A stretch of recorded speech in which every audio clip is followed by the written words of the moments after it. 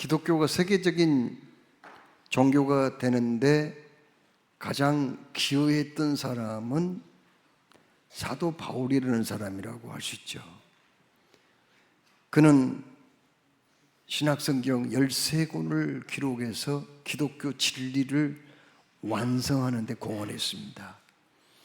그리고 그는 1차, 2차, 3차 전도 여행을 다니면서 수많은 사람들을 구원했고 그리고 이곳저곳에 주의 몸된 교회를 세우고 그리고 그 교회를 키워나갔던 사람이죠. 여러분,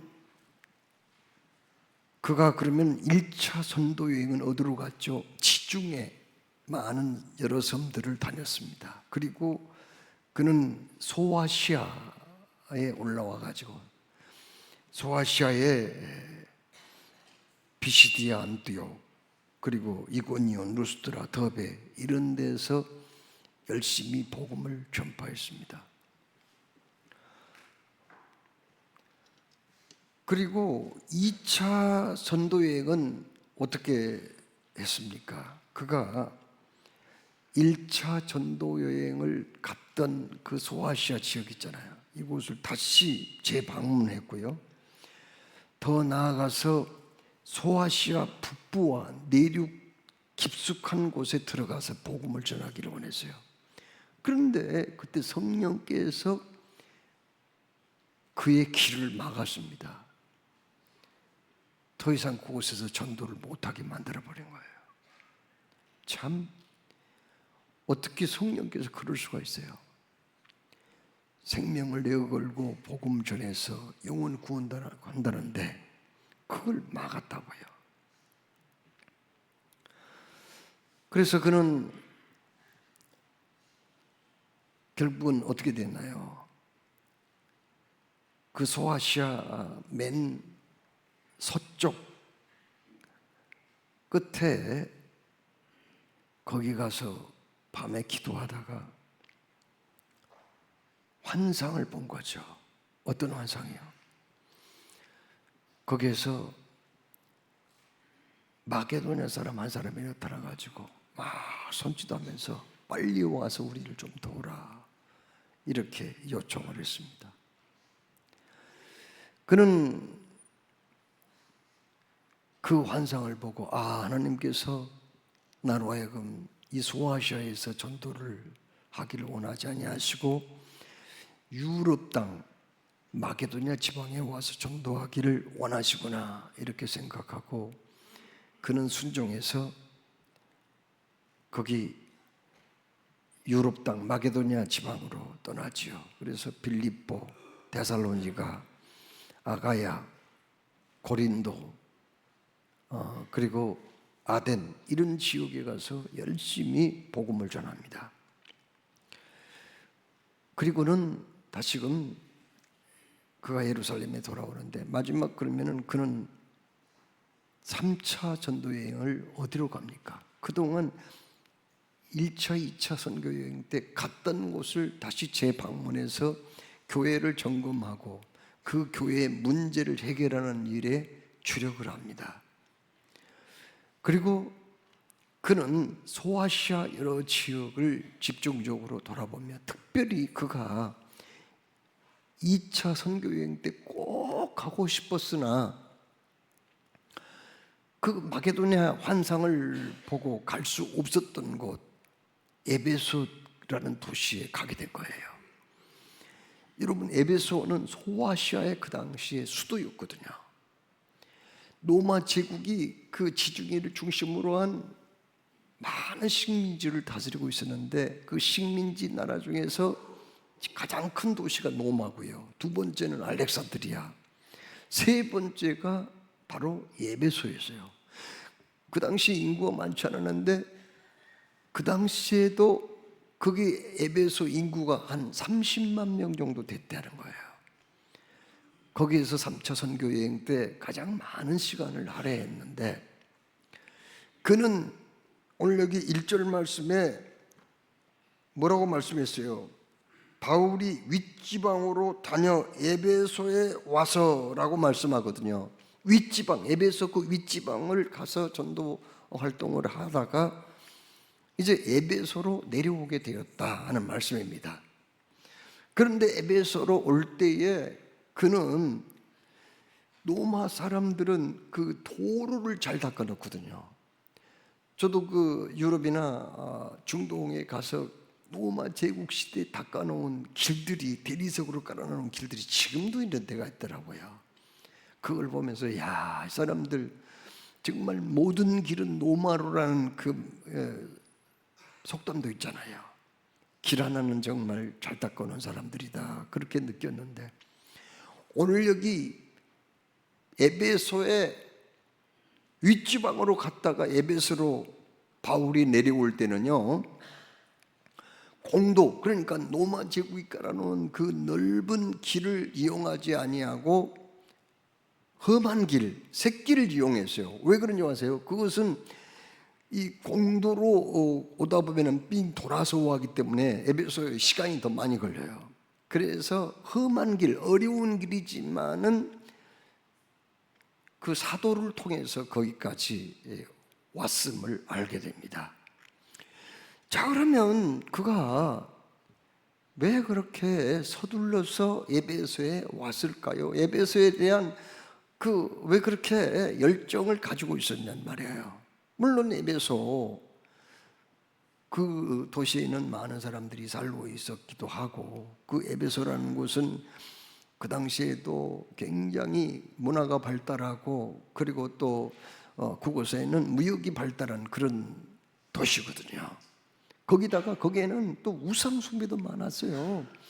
세계 7대 불가사의라고 얘기하는 아데미 신전이 거기 있었거든요. 거대한 신전, 그 당시 기계도 없고 뭐 건축 특별한 어떤 기술이 많지 않는 그때 그 거대한, 어떻게 그 거대한 아데미 신전을 세울 수가 있냐. 지금도 불가사의인데 바로 에베소에 그곳이 있거든요. 거기다가 영지주의 이단들이 날뛰고 있었고요. 그때 핍박자들도 엄청 많았단 말이에요. 물론 그곳에 수많은 참 구원받아야 할 영혼들이 있기 때문에 그렇게 서둘르기도 했지만, 오늘 여기 성경을 보면은요, 바울이 특별히 만나고 싶은 사람들이 있었기 때문에 그렇게 서둘렀다는 것을 알게 됩니다. 그러면 여기 사도행전 19장 1절에 그가 누구를 그렇게 만나기로 했을까요? 어느 제자라고 그렇게 말씀했어요. 어떤 제자를 만나라고 1절에 말씀하죠. 어떤 제자는 어떤 사람일까요? 예수님이 12제자는 아니에요. 그냥 어떤 제자예요. 그러니까 예수님을 직접 대면했다기보다는 어떤 경로를 통해서든지 그것들이 복음을 받아들이고 믿음이 있는 사람들이란 말이죠. 예수님을 믿었던 사람들이라 그런 말인데, 오늘 여기 말씀에 그냥 어떤 제자들이라 그렇게 말씀을 했습니다. 어떤 제자들, 이름을 댄 것도 아니고요, 그들이 어떤 특정한 인물들이라는 설명도 없습니다. 그냥 어떤 제자들을 만나기 위해서 거기에 왔다는 거죠. 그런데 바울이 그들에게 만나자마자 질문하는 게 있었어요. 뭐라고 물었어요? 너희가 믿을 때 성령을 받았느냐? 라는 중요한 질문을 합니다. 너희가 예수 믿을 때 성령을 받았느냐? 여러분, 예수님이 그런 말씀 있잖아요. 물과 성령으로 거듭나지 않으면 하나님의 나라에 들어갈 수 없다고요. 그게 얼마나 중요한 일입니까? 우리가 하나님의 나라 못 들어가면은 평생 이렇게 예수 믿어야 무슨 의미가 있어요? 우리가 억만장자가 되고 정말 부귀와 영화를 다 이 땅에서 누린다고 해도 구원받지 못하고 지옥 가면 무슨 소용이 있어요? 물과 성령으로 거듭나는 게 중요하죠. 그런데 오늘 여기 말씀이 뭐라고 말씀했어요? 너희가 믿을 때 성령을 받았느냐? 이거 굉장히 중요한 질문입니다. 이거 정말 이 질문에 제대로 대답 못하면은요, 이건 정말 위태로운 사람이에요. 불쌍한 사람이 될 수도 있어요. 너희가 믿을 때 성령을 받았느냐? 오늘날 바울이 우리에게 그렇게 질문을 했다면 여러분은 뭐라고 대답하겠어요? 여기 계신 분들, 여러분들한테 네가 믿을 때 성령을 받았느냐? 이렇게 물은다면 어떻게 대답하시겠어요? 그렇다고 자신 있게 대답하시겠어요? 그러면 성령 받은 증거가 뭐냐? 이렇게 또 물으신다면 뭐라고 대답할까요? 굉장히 이게 중요하면서도 심각한 질문이거든요. 그런데 여기 어떤 제자, 이 사람들은 뭐라고 대답합니까? 내가 믿을 때 성령을 받았느냐? 그랬더니 뭐라고 얘기합니까? 그들은 이렇게 대답합니다. 우리는 성령이 계심도 듣지 못하였노라, 이렇게 얘기합니다. 이거 좀 대답이 너무 구차하지만은 그래도 솔직해요. 이 사람들은 우리가 믿을 때 성령에 대해서 들어본 적도 없다는 거예요. 성령이 도대체 뭐예요? 아니, 세상에 하나님은 성부, 성자, 성령 하나님, 삼일체 하나님이잖아요. 아니, 그 하나님도 모른단 말이에요. 믿을 때 제자라고 한 사람이. 이건 심각한 대답이에요. 여러분은 뭐라고 대답하겠어요? 너희가 믿을 때 성령을 받았느냐? 이렇게 물으신다면 뭐라고 대답을 하겠냐는 거예요. 여러분,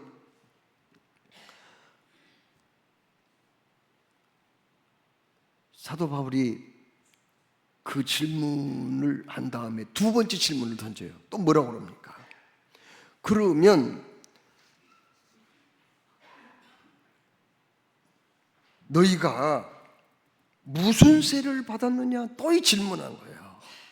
무슨 세례를 받았어요? 여러분에게 또 주님이 그렇게 물으신다고 한번 생각해요. 너희들은 무슨 세례를 받았느냐? 그렇게 물은다면 뭐라고 할까요? 무슨 세례 받았어요? 이 사람들이요, 어떤 제자, 이 사람들이 뭐라고 대답하냐면은 무슨 세례를 받았냐니까 요한의 세례를 받았습니다. 그렇게 얘기를 하는 거예요. 이 바울이 참 성령에 대해서 모른다고 세례를 받기는 받았으나 요한의 세례를 받았대요. 여기 분명히 무슨 세례 받았냐고 물어보니까 요한의 세례만 있는 건 아니죠. 그렇죠. 요한 세례 받았으면 무슨 세례 받았느냐 물어볼 필요 없잖아요. 세례 받았느냐 안 받았느냐 이렇게 물어보죠. 근데 무슨 세례 받았냐고 물어보는 거 보니까 또 세례가 또 있는가 봐요. 뭔가 또 세례가 있는가 봐요. 그래서 어떤 중요한 세례가 또 있으니까 그렇게 물어본 거 아니에요. 그럼 요한의 세례는 뭐죠? 요한의 세례는 회개의 세례거든요. 그 당시 예수님 메시아가 오셨지만은 사람들이 관심을 갖지 않는 거예요. 그래서 세례 요한이 불러서 회개를 촉구하고 결국은 예수님을 소개하기 위해서 그들을 예수님 만나고 예수님을 영접하게 하도록 하기 위해서 세례를 베풀었거든요. 요단강에서. 그래서 바로 그 회개의 세례예요. 준비시키는 세례예요. 예수님을 소개하는 세례라고요. 그러면 그 세례 말고 또 뭐가 있는 거 아니에요? 여러분, 요한의 세례 이거 받아도 이것 가지고는 구원 못 받습니다.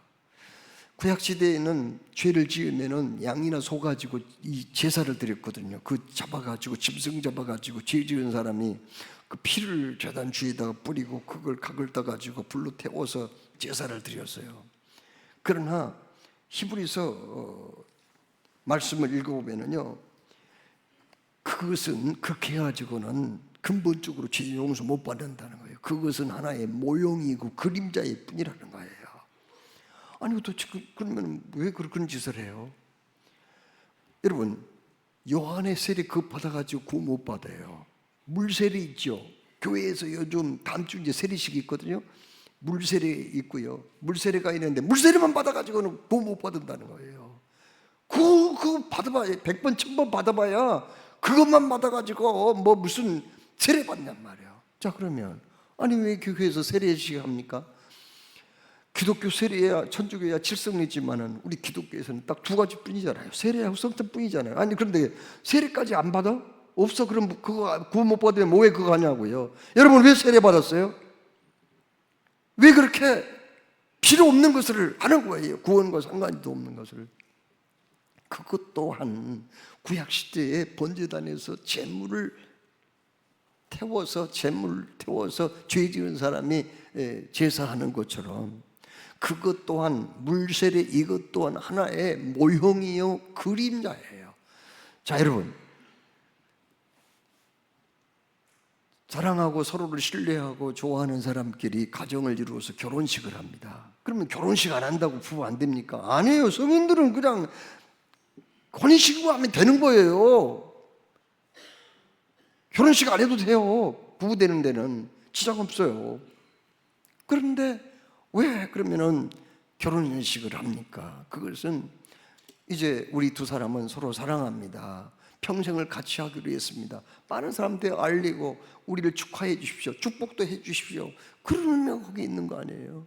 우리 두 사람이 이제 같은 집에서 살고 이렇게 언제나 함께 다니더라도 이상하게 보지 마세요. 우리는 부부예요. 이걸 만천하에 알리는 거 아니에요. 그래서 결혼의 시기라는 것은 동서고금을 막론하고 통과리, 굉장히 중요한 통과을이거든요. 그런데 물세례는 뭔가요? 물세례는 여러분 잘 기억하세요. 물세례는 왜 받나요? 그것은 구원을 받기 위해서 그걸 받는 거 아니에요. 이미 구원을 받았기 때문에 그걸 받는 거예요. 여러분 한번 생각해 보세요. 누디아라고 아시죠? 빌립보 성의 자주장사 누디아요. 바울 일행이 그곳에 전도를 하기 시작 전에 강가에 가서 늘 기도를 하고 했었는데 강가에 몇몇 여인들이 있었어요. 그곳 대상으로 전도를 했는데 하나님이 누디아의 마음을 열어주셔가지고 복음을 듣게 했다고요. 그래서 그가 예수님을 영접하고 나서 뭐라고 했어요? 당신들은 내가 예수 믿는 사람으로 여기거든 우리 집에 오십시오. 그래서 우리 집에 집이 큽니다. 방도 여러 개입니다. 그래서 당신들 쉴 수 있는 공간이 있으니까 거기에서 머무르십시오. 그렇게 초청을 합니다. 바울 일행이 그 집에 가지요. 가서 뭐해요? 먼저 복음을 전해요. 식구들이 그렇게 많아. 그래서 가족들을 다 모아놓고 복음을 전하고 은혜를 받아요. 성령 충만 받아요. 그리고 나서 뭐해요? 그리고 나서 세례를 받아요. 사도행전 10장 말씀 읽으면은 로마의 백부장 고넬료라는 사람이 기도하다가 환상을 보아요. 하나님이 음성이 들렸죠.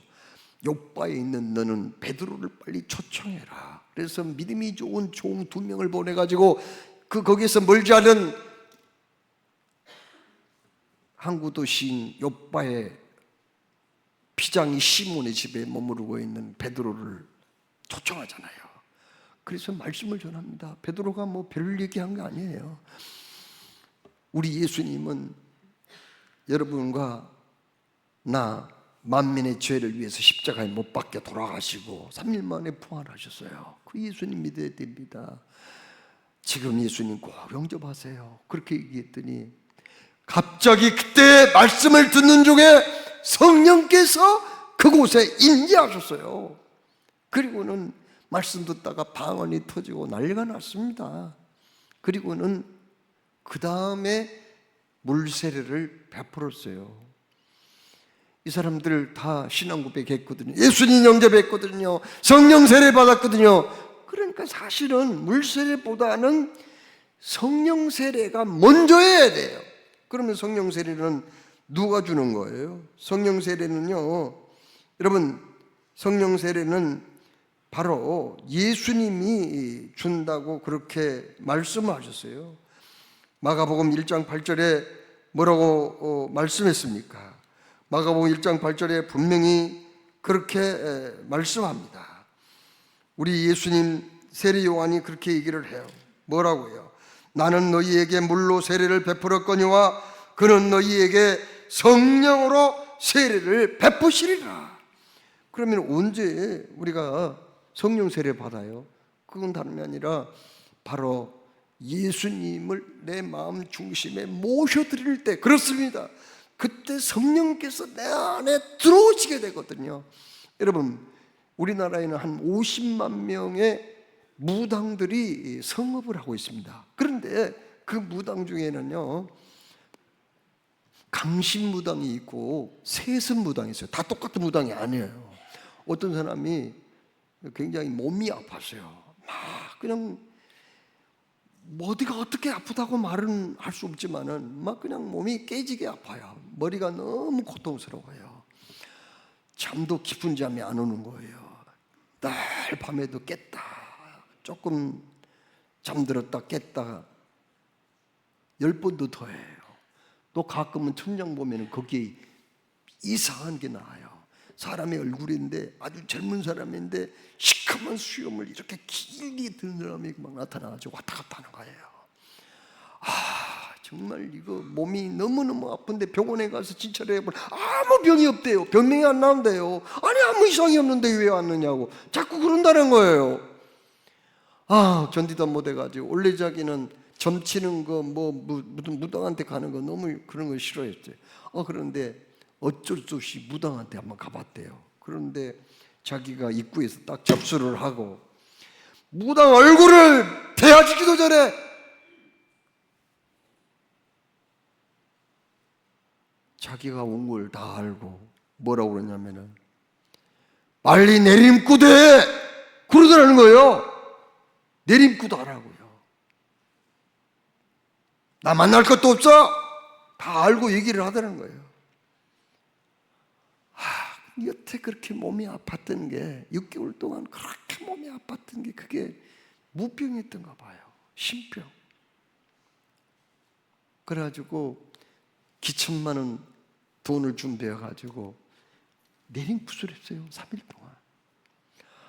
죽을 뻔한 거예요. 너무 힘들어서 계속 잠도 못 자고 막 그냥 그 시끄러운 장구, 징, 꽹가리 소리에 기가 터질 것만 같고 고통스러웠는데 마지막 대나무 한 문큼 주더니 크게 붙잡으라는 거예요. 그런데 자기 몸이 막 사시나무 떨더러 막 떠는데 대나무를 얼마나 막 힘들게 막 그냥 흔들어대는데 자기도 모르게 막 흔들어지는 거예요. 그런데 갑자기 자기 목에 이상한 소리가 들린 거예요. 이미 죽어버린 사람들의 목소리가 자기 목소리에 들리는 거예요. 애기 소리도 들리고 어른 소리, 여자 소리, 남자 소리 막 그냥 들리는 거예요. 그래가지고 결국은 이 사람이 무당이 돼버렸어요. 그런데 세습무당이라는 건 뭐냐면은 세습무당은 이렇게 강신무당이 아니에요. 신이 내려가지고 된 게 아니에요. 그러면 세습무당은 뭐인가? 세습무당은요 자기 그 조부모나 부모 중에 무당을 한 사람이 있거든요. 이 사람들 어렸을 적부터 그 짐도 들어주고 구달한 데 같이 따라다니고 이러다 보니까 저절로 배워진 거예요. 그래가지고 이 사람 이렇게 거기 귀신은요 그렇게 유언을 하고 또 죽게 만든다 하더라고요. 너 자식 누구는 무당시켜라 그런다는 거예요. 기가 막힐 일이에요.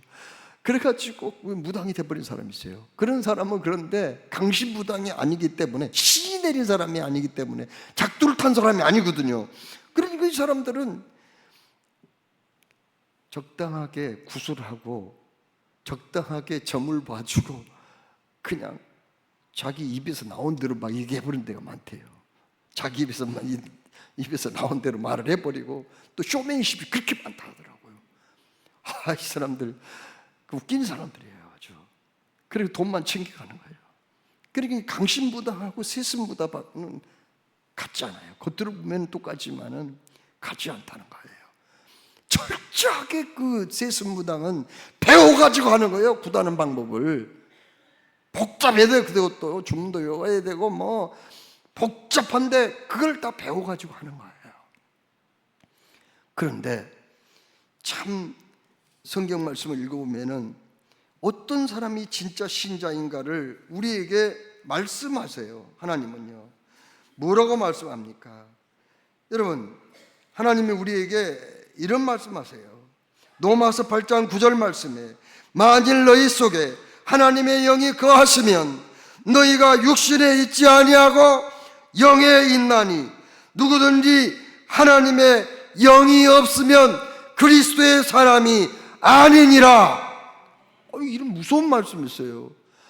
우리도 신을 받아야 되는데요. 어떤 신이에요? 진짜 신자가 되려면은 하나님의 신을 받아야 된대요. 하나님의 영을 받아야 된다는 거예요. 언제 하나님의 영이 우리 속에 들어온 거예요? 바로 예수님을 영접할 때 성령 세례 받을 때 우리 안에 하나님의 영이 들어온다는 거예요. 그래서 우리가 하나님의 사람이 된다는 거예요. 여기 사도 바울이 그래서 뭐라고 얘기해요? 너희가 믿을 때 성령 받았느냐? 네가 거듭남의 체험이 있느냐는 거예요. 성령님이 너 안에 들어온다는 걸 네가 확신하고 살아가느냐? 이걸 바로 물은 거 아니겠어요? 하나님께서 사랑하시는 여러분,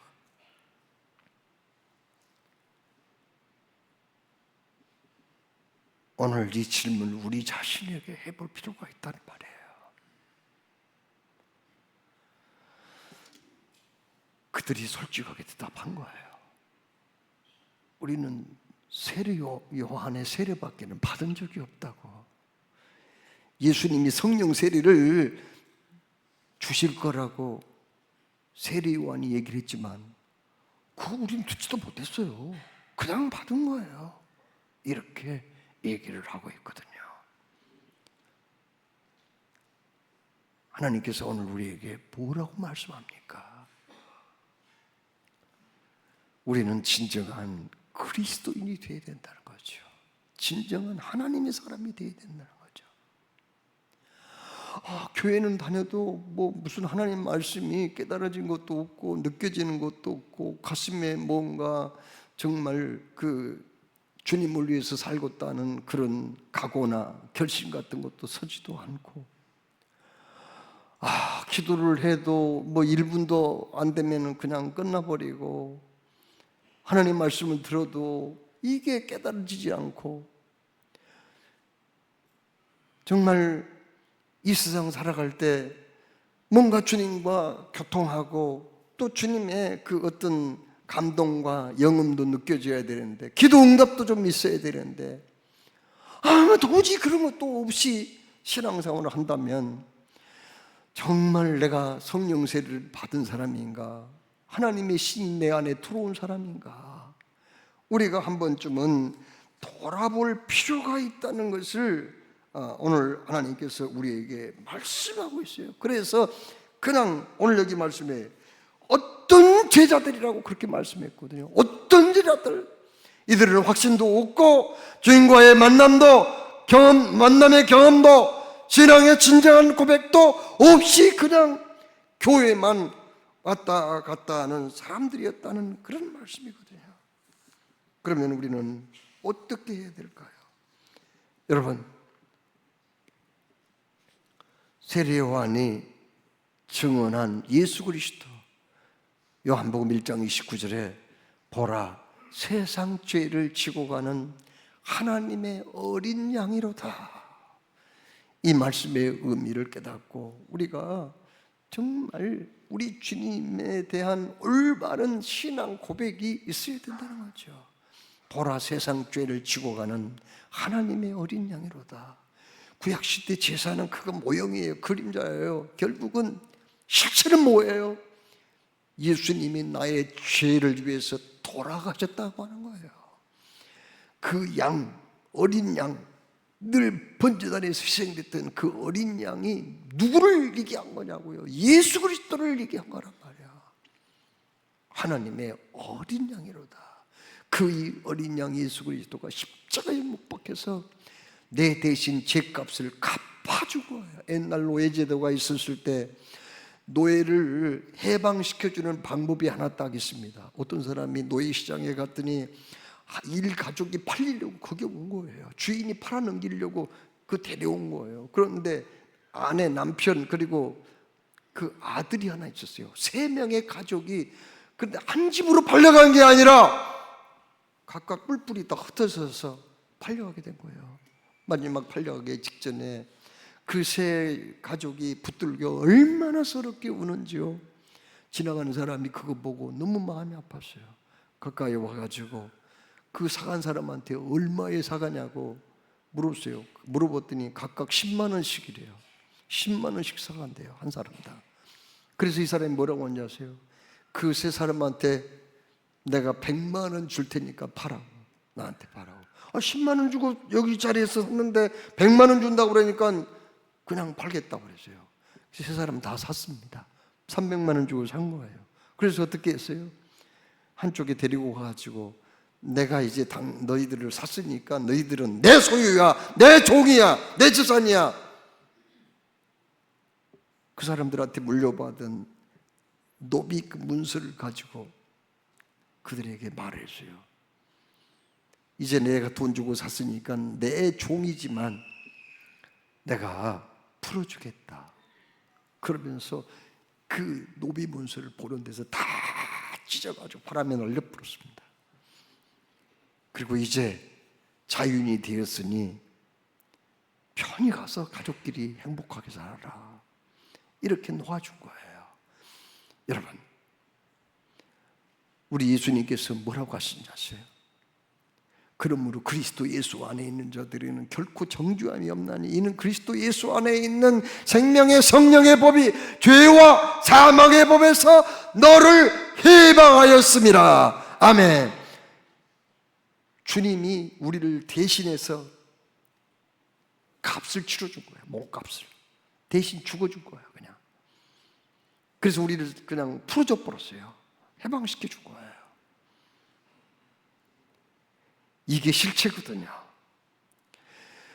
바로 우리 예수님이 죄 많은 나를 대신해서 돌아가시고 부활하셨다는 것을 내가 받아들이는 순간에 바로 성령께서 내 안에 들어오실 줄 믿으시기를 바랍니다. 그 순간 성령님이 내 안에 들어오시고 나는 거듭나게 되는 거예요. 그렇습니다. 고린도전서 12장 3절에 너무 중요한 말씀이 있어요. 거기 뭐라고 말씀했습니까? 이렇게 말씀합니다.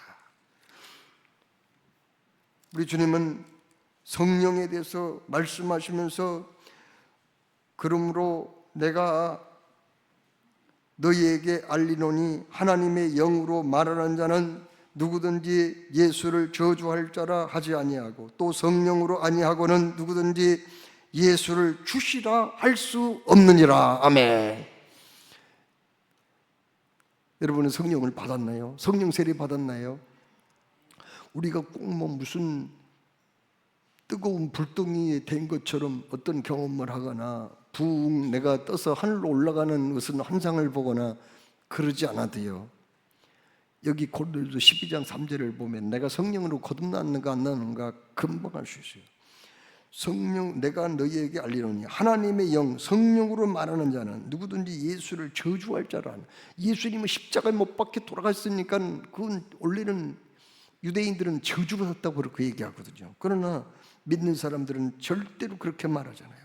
저주할 자라고 얘기하지 아니한단 말이에요. 그리고 성령으로 아니하고는 예수를 주시라 할 수 없느니라. 내가 예수님을 진정 나의 주님으로 고백하고 믿고 살아간다면 이미 성령님이 우리 안에 들어오신 줄로 믿으시기 바랍니다. 우리는 성령으로 거듭나고 성령 세례를 받았다 그 말이에요. 오늘 여기 그 에베소의 그 사람들이요, 제자들 말이에요. 그 사람들이 나중에 세례를 받아요. 그리고는 바울이 안수기도 하자 그들은 예언을 하고 방언을 했다고 그랬거든요. 예언과 방언은 뭐죠? 그건 하나의 은사예요. 그들에게는 예언과 방언의 은사가 나타났지만은 또 다른 사람들에게는 다른 은사가 또 골고루 나오는 거죠. 은사는 뭐예요? 성령으로 거듭난 사람들, 성령 세례 받은 사람들에게 주어진 하나의 능력, 선물이에요. 왜 그걸 주시죠? 바로 내 신앙을 잘 지키라는 거죠. 교회를 섬기라는 거예요. 다른 사람을 섬기라는 그런 뜻으로 은사를 주시기도 하거든요. 그러면은 성령 충만이라는 건 도대체 뭐예요? 성령 충만이란 마치 성경에 활활 타는 불로 그렇게 표현을 했어요.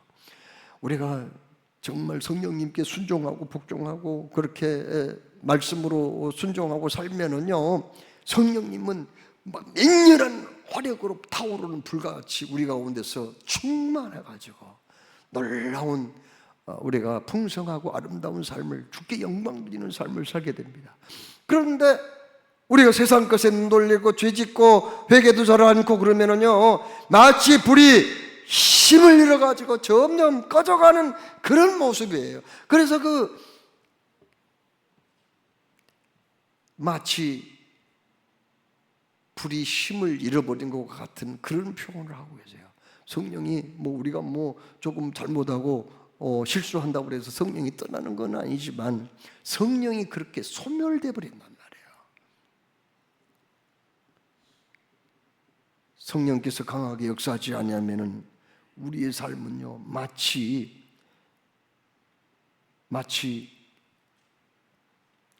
우리가 성령 충만할 때는 돛을 쫙 끌리고 순풍으로 팽팽하게 돛이 그 바람을 받아서 그냥 쫙 목적지까지 미끄러가는 것처럼 배를 타고 그렇게 가는 것 같은 그런 모습이에요. 그러나 우리가 성령 충만하지 못하고 성령이 우리 가운데서 점점 막 불이 꺼져가는 그런 모습처럼 된다면 어떻게 되는가? 마치 바다를 건널 때 내가 노를 저어서 가는 것 같아요. 얼마나 힘들어요. 그래서 우리가 오늘 여기 말씀 에베소 교회의 그 제자들 성령으로 거듭났습니다. 성령 충만 받았어요. 그리고 성령의 은사까지 경험하게 되었는데 오늘 우리에게 뭐라고 말씀하십니까? 바로 우리들에게도 이런 경험이, 이런 체험이 있기를 하나님께서 원하신 줄로 믿으시기 바랍니다. 그래서 하나님이 쓰시기에 불편함 없는 도구, 꼭 필요한 종들이 되기를 원하신다고 그렇게 말씀하거든요. 술 취하지 말라 이는 방탕한 것이니 오직 성령의 충만함을 입으라고 말씀했어요. 거기 성령의 충만함을 입으라는 말씀은 그 말씀은 명령형이잖아요. 우리는 당연히 성령으로 거듭났고 우리가 성령 세례 받았으면 성령 충만함도 받아야 된다는 그런 말씀이거든요. 자, 그러면 우리가 성령 충만 받기 위해서는 어떻게 해야 될까요? 누가복음 11장 9절로 11절에 그렇게 말씀하고 계세요. 뭐라고 해요? 이렇게 말씀합니다. 구하라 그러면 너희에게 주실 것이요, 찾으라 그러면 찾아낼 것이요, 문을 두드리라 그러면 너희에게 열릴 것이니라. 구하는 이마다 받을 것이요, 찾는 이가 찾아낼 것이요, 두드리는 이에게 열릴 것이니라. 그러면서 뭐라고 말씀해요? 너희 중에 아버지 된 자로서 누가 아들이 생선을 달라는데 생선 대신에 뱀을 주며 알을 달라고 하는데 전갈을 주겠느냐? 너희가 악한 자라도 좋은 것을 자식에게 줄 알거든 하물며 너희 하늘 아버지께서 구하는 자에게 성령을 주시지 않겠느냐? 아멘. 우리가 성령을 구해야 된단 말이에요. 그러면 성령께서 내게 다가오셔서 내가 성령 세례 받고 거듭나고 그리고 성령의 충만함을 잊게 될 줄로 믿습니다. 성령은 하나님 말씀을 늘 깨우쳐주고 해석해 주시는 분이에요. 성령은 우리 곁에 계셔서 우리를 늘 지키시고 악한 자들에게 보호해 주시는 분이에요. 성령님은 우리가 답답해 할 때, 또 지혜가 부족할 때 상담을 해 주시고 바른 길로 인도해 주시는 분이에요. 성령은 또한 여러 가지 은사를 우리에게 또 나누어 주시는 분이에요. 성령은 또 성령의 아름다운 열매를 맺게 해주셔서 우리로 하여금 하나님께 영광 돌리게 해주셔. 사랑의 열매도 있습니다. 기쁨의 열매도 있습니다. 화평의 열매도 있습니다. 오래 참음, 자비, 양선, 충성, 온유, 절제의 열매를 맺게 해주셔서 우리가 그리스도인으로서 많은 사람들에게 하나님이 함께 하심을 보여주게 해준단 말이에요. 이건 성령이 하시는 일이거든요. 성령께서는 또 뭐라고 말씀하셨어요? 오직 성령이 너희에게 임하시면 너희가 권능을 받고 예루살렘과 온 유대와 사마리아와 땅끝까지 이르러 내 증인이 되리라고 그랬거든요. 성령님이 역사할 때 우리는 이제 입술을 열어서 전도할 수 있고 주님을 증거할 수 있게 된다고 말해요. 하나님께서 사랑하신 여러분, 오늘 말씀을 꼭 기억하면서 여기 결국 그렇게 바울이 서둘러서 지금 에베소에 왔고 만나 주었던 그 제자들 말입니다. 그들이 성령으로 거듭나고 성령 세례 받고 성령의 은사까지 받아서 나중에 예배소 교회에 기둥과 같은 귀한 일꾼들이 되었습니다. 이와 마찬가지로 오늘 성령 강림 주일에 내게 찾아오신 주님을, 성령님을 반갑게 맞이하여 모셔드리고 그 성령과 함께 승리하시는 여러분의 남은 세월이 되시기를 주의 이름으로 축원합니다.